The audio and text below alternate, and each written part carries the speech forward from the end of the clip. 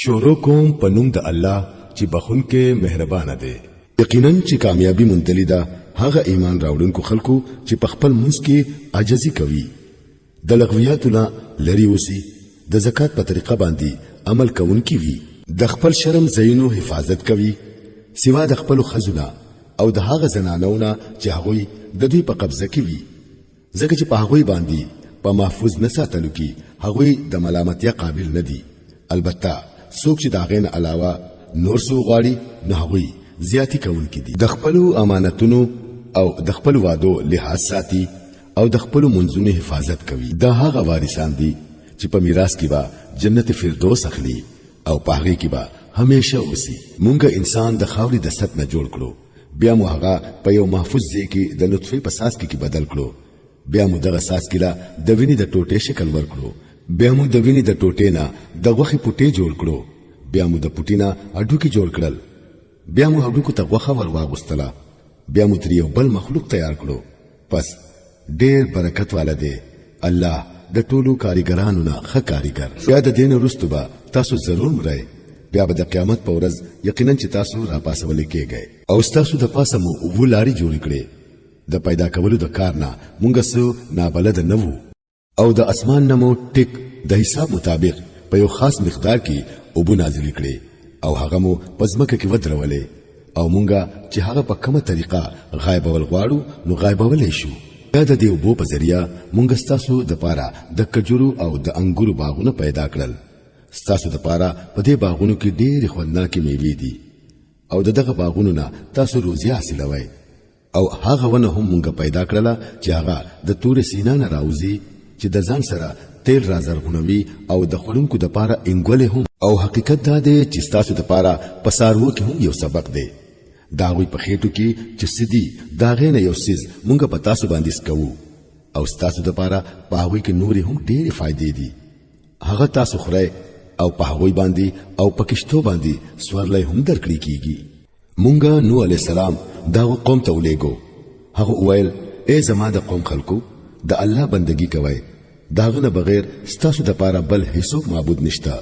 آیا نو تاسو یریږئ نه؟ داغه د قوم کوم سردارانو چې د منلو نه انکار وکړو هغه وویل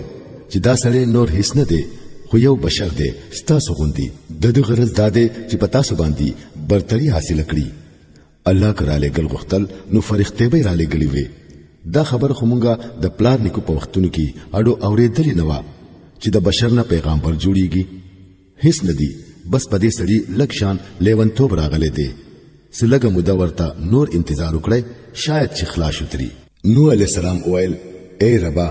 د خلکو چې ماته دروغجن ویلې دي نو په دې باندې اوس ته زما امداد وکړه. مونږ ورته وحی وکړه چې زمونږ په نگرانی کې او زمونږ د وحی مطابق کشته تیار کړه. بیا چې کله زمونږ وحی راشي او هغه تنور راو خټ کیږي نو د هر قسم سارمونه یو جوړه پدې کې د ځان سره سوار کړه او خپل اهل او عیال هم د ځان سره کړه سوا د هغه خلکونه چې دا غوي خلاف مخکې فیصله شوې ده او د ظالمانو په معاملې کې ماته هیڅ موایا بشکا هغوی اوس دوبیدون کې دي. بیا چې کله ته د خپل ملګرو سره په کشته کې سور شي نو وایا چې شکر دې د هغه الله چې د ظالم قوم نه مونږ خلاص کړو او وایا اے پروردګارا ما په برکتی ځای کې کوس کړه او ته بهترین ځای ورکون کې بشکا په دې قصه کې ډېری نخې دي او ازمه خو مونږه خامخا کوو. داوی نو رستو مونږه د یو بل دور قوم راوچت کړو. بیا مو داوی د قوم یو رسول باغوي کې الیکو او هغوی لای دعوت ورکړو چې د الله بندگی کوي، ستاسو د پاره داغه سیوا بل معبود نشته. آیا تاسو یریږئ نه؟ داغه د قوم کوم سردارانو چې د منلو نه انکار وکړو او د آخرت پېشي دروغ وګڼله او چې مونږ ورلا د دنیا په ژوند کې د خوشحالۍ سامان ورکړې وو هغوی وې دا سړی نور هیڅ نه دی بس یو بشر دی ستاسو خوندي سچ تاسو خورئ هغه دی خوري او سچ تاسو سکئ هغه دی سکي. اوس کې چری تاسو د خپل ځان غوندي د یو بشر اطاعت قبول کړو نو تاسو په نقصان کې شوي. دې تاسو ته وایي چې کله تاسو مړ شئ او خاور شئ او دا ډو کو یو پنځره پاتې شئ نو بیا به تاسو د قبرونو نه راستل کېږي. لری دا او بالکل لری دا وعده چې کوم تاسو سره کیږي. ژوند بل نشته بس دا د دنیا ژوند دی، هم دلته زمونږ مرګ او ژوند دی او مونږ به هرگز نه را پاسول کیږو دا سړی د الله پنوم خالص دروغ جوړوي او مونږه هیڅ کله د دومنون کې نه یو رسول اویل پروردګارا د خلکو چې زه دروغجن وګڼلم نو پدې اوس ته زما مدد وکړه په جواب کې ورته الله فرمایل نږدې دی هغه وخت چې دوی به په خپل عملونو پیمانه شي اخر دا چې ټیک ټیک د حق مطابق یو لوی غوغا په هغه راغله او مونږه د سیلابي خسرو په شان هغه وګرځول لری دی ظالم قوم بیا مونږه د هغه نورستو نور قومونه راوچت کړل یو قوم نه د خپل وخت نه مخکې ختم شو او نه د خپل وخت نه وروسته پاتې شو بیا مونږ خپل رسولان پرلی پسې راولېګل کم قوم ته چې دا غوي رسول راغې نو هغه دروغجن وګڼو او مونږه قومونه پرلی پسې هلاک کول ان تر دې پوري چې دا غوي نمو بس قصې جوړې کړې لعنت دی په هغه خلکو چې ایمان نه راوړي بیا مونږه موسی عليه السلام او داغه ورور هارون عليه السلام د خپل نخو او سرګن سند سره فرعون او داغه د سلطنت واکدارانو ته ولېګل خو هغه تکبر کړو او ځان ډېر غټو غنو وی ویل آیا مونږ د خپل ځان غونډي په دوو سړو باندې ایمان راوړو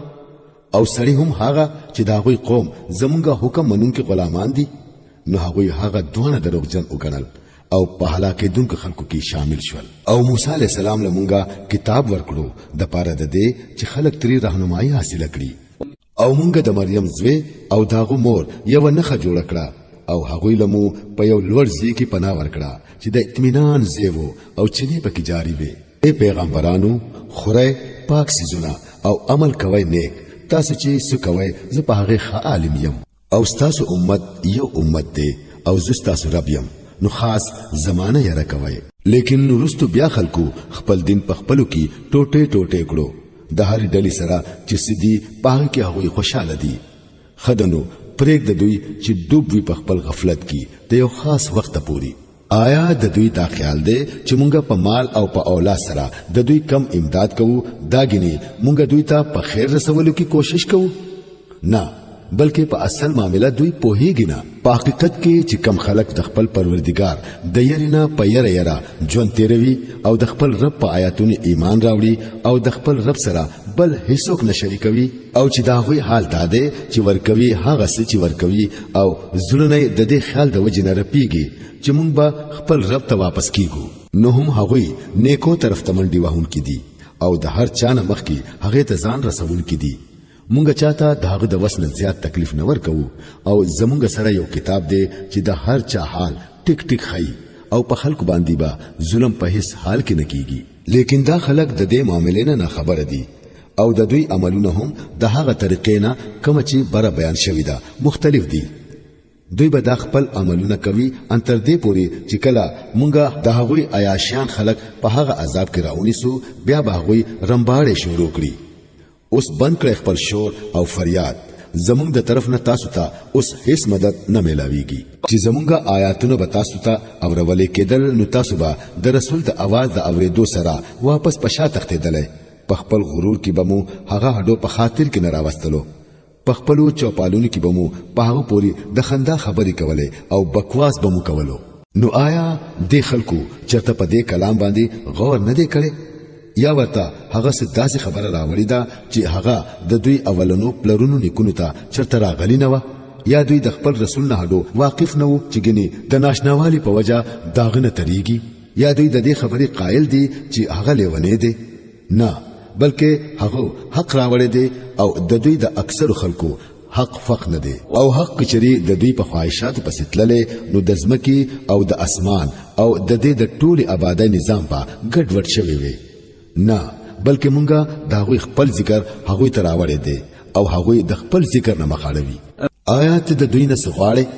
تعالی چې خپل رب سره درکړي دي هغه ډیر بهتر دي او هغه بهترین روزي ورکون کې دي ته خو هغه نه غلاري ترابله خو بشکا کم خلک چې اخرت نه مني هغه د نه غلاري نه پټه دتل غواړي کومنګه په دوی رحم وکړو او په کم تکلیف کې چې نن سبا دوی مبتلا دي هغه تر لړی کړو نو دوی با په خپل سرکشي کې د نه غلاري نه بالکل ډیر لري لاړ شي د دوی خو دا حال دی چې مونږه دوی په تکلیف کې اخته کړل بیا هم دوی خپل رب ته راټیټ نشو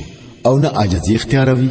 البته چې کله خبره ده حد ته ورسي چې مونږه په دوی د سخت عذاب دروازه ورپرانځو نو فورن به تو وینه چې په دې حالت کې دوی د هر خیر نه نا امید دي. هغه هم الله دې چې تاسو له د اوریدلو او د لیدلو طاقتونه درکړل او د سوچ کولو د پاره زړونه درکړل، خو تاسو کم شکر گزار یې. هم هغه تاسو پزمکه کې خوارو کړای او هم هغه ته تاسو ورغونډې گئے. ژوند او مرګ هم هغه ور کوي، د شپې او د ورځې گردش داغه په قبضه کې دی. آیا تاسو په عقل کې دا خبره ناراضي؟ لیکن دا خلک هغه سوای چې د دوی نه وړاندینو مشرانو ویلي دي. دوی وایي آیا کله چې مونږه مړ شو او خاور شو او د اډوکو پنجره پاتې شو نو ګني بیا به ژوند را پاسول شو؟ مونږ هم دا وادي ډېر اوریدلې دي او زمونږ نه وړاندې زمونږ پلار نکونو هم اوریدلې دي. دا هسي زړې قصې دي.